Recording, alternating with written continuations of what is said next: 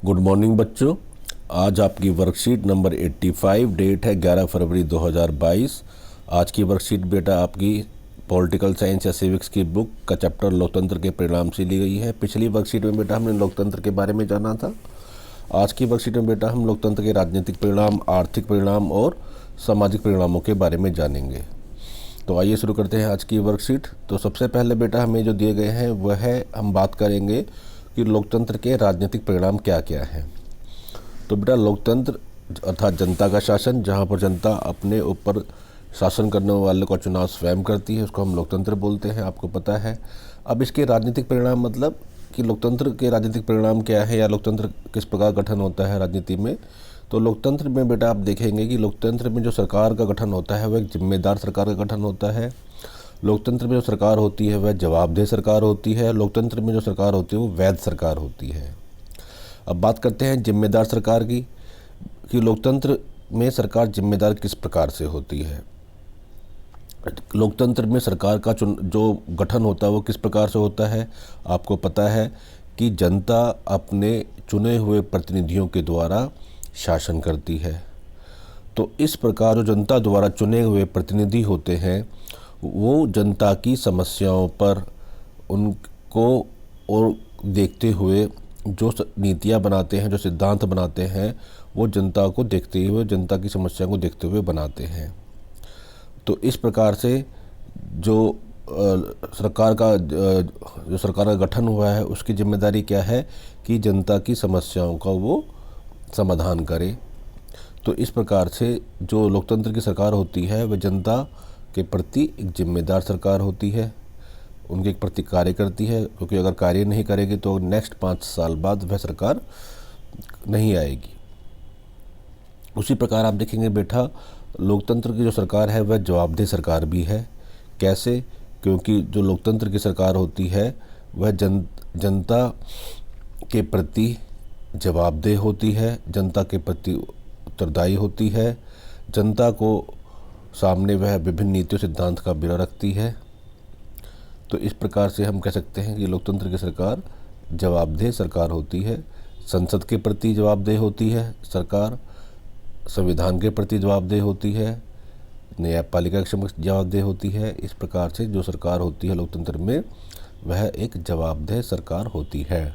जैसे कि अगर आप देखेंगे जो तानाशाही सरकार होती हैं या गैर लोकतांत्रिक सरकार होती है वो किसी के प्रति जवाबदेह नहीं होती। फिर बात करते हैं वैध सरकार की। तो लोकतंत्र में जो सरकार का गठन होता है वो एक वैध प्रकार से, एक वैध तरीके से लीगल फॉर्म के रूप में होता है। संविधान के अनुसार लोकतंत्र में सरकार का गठन होता है। जनता अपने ऊपर शासन करने वालों का चुनाव स्वयं अपना प्रतिनिधि चुनकर करती है और यह प्रतिनिधि 5 साल के लिए चुना जाता है। इस प्रकार से जो सरकार का गठन होता है वह एक संवैधानिक प्रक्रिया के अनुरूप होता है। तो इस प्रकार से सरकार को हम वैध सरकार भी कह सकते हैं।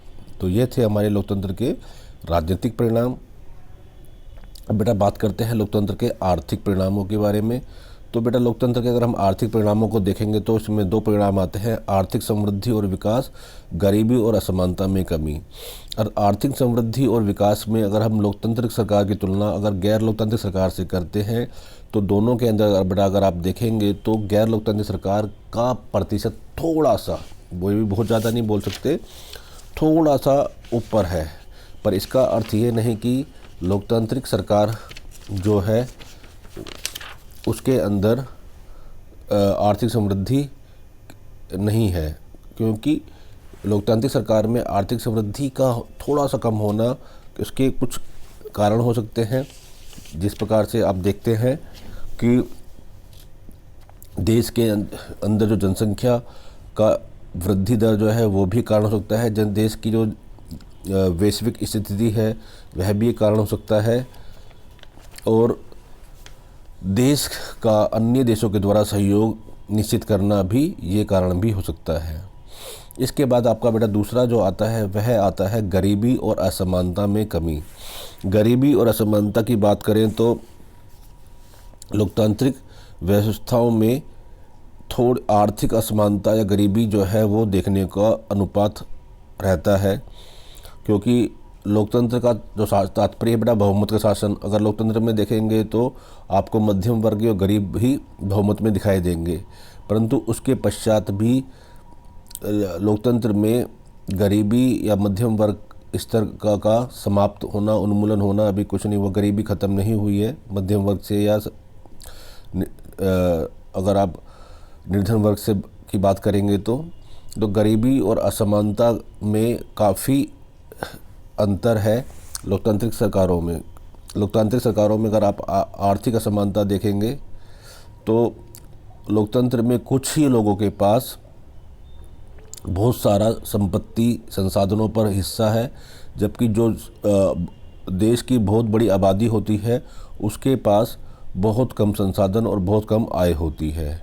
इस प्रकार से जो गरीबी और असमानता, आय में असमानता देखने को मिलती है वह बहुत अधिक है। तो इसके बाद बेटा आपका आता है लोकतंत्र के सामाजिक परिणाम। सामाजिक परिणाम में बेटा अगर आप देखेंगे तो आपका सामाजिक विविधता में सामंजस्य और सद्भावनापूर्ण जीवन। तो बेटा लोकतंत्र में की ये सबसे बड़ी विशेषता है कि लोकतंत्र के अंदर शांति और प्रेम का जीवन नागरिकों के लिए मददगार साबित होता है, जो कि गैर लोकतांत्रिक सरकार और तानाशाही सरकार के अंदर देखने को नहीं मिलता है। लोकतांत्रिक सरकार में यह आशा करना कि जीवन जो होगा वो एक सद्भावनापूर्ण होगा, जो सरकार हमें जीवन उपलब्ध कराएगी वह सद्भावपूर्ण जीवन उपलब्ध कराएगी, यह उसके अंदर एक बहुत बड़ी बात है, जो कि अन्य सरकारों में, राजतंत्र में, गैर लोकतांत्रिक सरकारों में, तानाशाही सरकारों में देखने को नहीं मिलता। सामाजिक विविधताएं बेटा अगर आप देखेंगे तो हर देश के अंदर सामाजिक विविधताएं भरी हुई हैं। सामाजिक विविधताएं चाहे वो धर्म को लेकर हो, जाति को लेकर हो, रंग को लेकर हो, बोली को लेकर हो, भाषा को लेकर, कई प्रकार की आपको सामाजिक विविधताएं देखने को मिल जाएंगी। पर लोकतांत्रिक जो व्यवस्थाएं होती है वो सामाजिक जो विविधता है, जो विभाजन है, उसको संभालती है। लोकतांत्रिक व्यवस्थाएं जो अपने अंदर की जो उनकी विविधताओं में प्रतिद्वंद्विता है उनको संभालने की एक प्रक्रिया विकसित कर लेती है, जिससे कि ये विविधताएं एक बहुत बड़ा रूप लेकर एक विस्फोटक या हिंसक रूप नहीं ले पाती हैं। इस प्रकार से यह कहना कि कोई भी समाज विभिन्न विविधताओं से या विभिन्न वर्गों के मध्य टकरावों को पूर्ण समाप्त कर सकता है, ऐसा नहीं है। अगर आप टकरावों को देखेंगे तो थोड़ा बहुत टकराव या थोड़ी बहुत विविधता देखने को मिलती है, परंतु ये स्थायी रूप से अभी ख़त्म नहीं हुई है।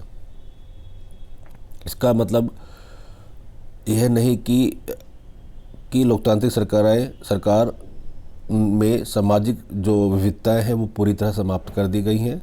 सामाजिक विविधताएं हैं, पर उनकी तुलना अगर आप बेटा गैर लोकतांत्रिक देशों से करोगे तो लोकतांत्रिक देशों के अंदर जो लोग रह रहे हैं वो विविधताओं के होने के बावजूद भी शांतिपूर्ण जीवन जी रहे हैं, सद्भावपूर्ण जीवन जी रहे हैं, गरिमापूर्ण जीवन जी रहे हैं, जो कि गैर लोकतांत्रिक सरकारों के अंदर देखने को आपको नहीं मिलेगा। बेटा इसके बाद आप देखेंगे नीचे 2 क्वेश्चन दिए गए हैं।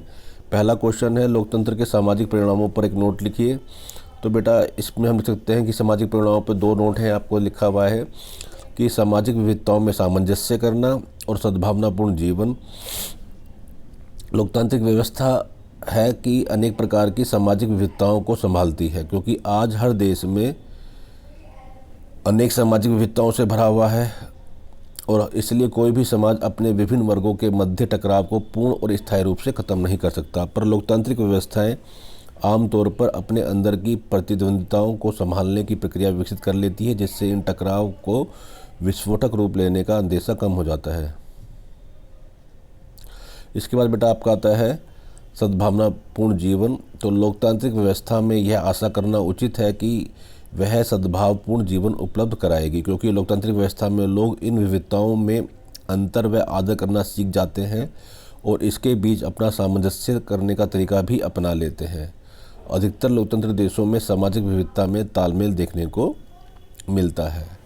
अगला जो क्वेश्चन है बेटा आपका, लोकतंत्र किस प्रकार जिम्मेदार सरकार की स्थापना करती है। बेटा लोकतंत्र एक जिम्मेदार सरकार की स्थापना करती है, क्योंकि इसमें चुने हुए प्रतिनिधि जनता की समस्याओं पर गौर करके ही अपनी नीतियाँ और सिद्धांत तय करते हैं।